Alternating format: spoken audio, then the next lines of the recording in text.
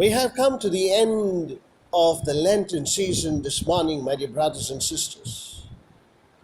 Have you any time been surprised when they come and tell you today's my birthday, and to that friend you want to give a nice gift, and then you search in your purse, in your pocket, and in your shelf, and then finally you find a small, beautiful cross, and then you hide it and press it in that person's hand, and that person looks at you, and you look at that person.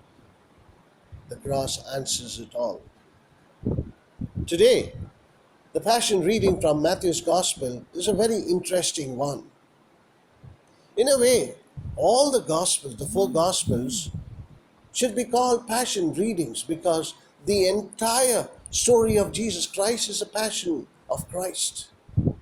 But what happens in the first few chapters are the introduction to Jesus, and the ending of it is the Passion of Christ. The Passion of Christ of Matthew's Gospel, the whole events today we heard is of human dysfunctions. Jesus is the one who journeys into the far country, and therefore into the far country of sin. This is to show that Jesus is a friend of sinners. And all the Gospel says, I have come for sinners. He was crucified between two sinners. Jesus is the one who goes into sin in order to bring the divine light.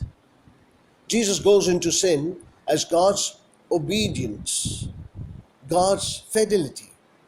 Thereby, he takes away that sin. Now, this is how Jesus deals, that he goes into sin to bring out sin. How do we deal with sin? We sin in return. You are cool to me, I am cool to you. You are violent to me, I am violent to you. You betray me, I betray you. And that's the way the world sins. Sin battles sin.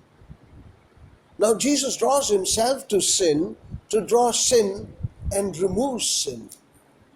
Now if you look into the Matthew's Passion reading, you find sin as one important aspect, the dysfunction. That is why the first thing we see is Judas betraying, and that is sin. And therefore you find Judas, one of his great companion, he betrays Jesus Christ, and just for 30 lousy pieces of silver, in a way like 30,000 lousy money, that is sin. The second aspect is the Garden of Gethsemane. There we find the apostles falling asleep and not awake. And there you see the sin of sloth, spiritual laziness. And therefore you find in the book of Revelation, it's written that if you are lukewarm, I will vomit you.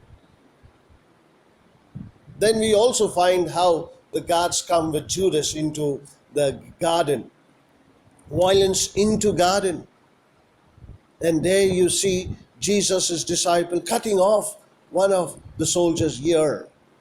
Violence becomes the order of the day, and that is cutting off relationships. The other aspect we see is that all the disciples fled. And that is another sin, where Jesus said, I will make you fishers of men. I will make you my disciples. And there you find the spiritual cowardice. The spiritual cowardice. And I, in a way, say that we all love to become disciples, but you will say, I have no courage to do that for Jesus. The other sin is the sin in Sanhedrin. How Sanhedrin is in a way called as a Supreme Court for the Jewish people. And what happens in the Supreme Court? All false witnesses. And they all come as liars.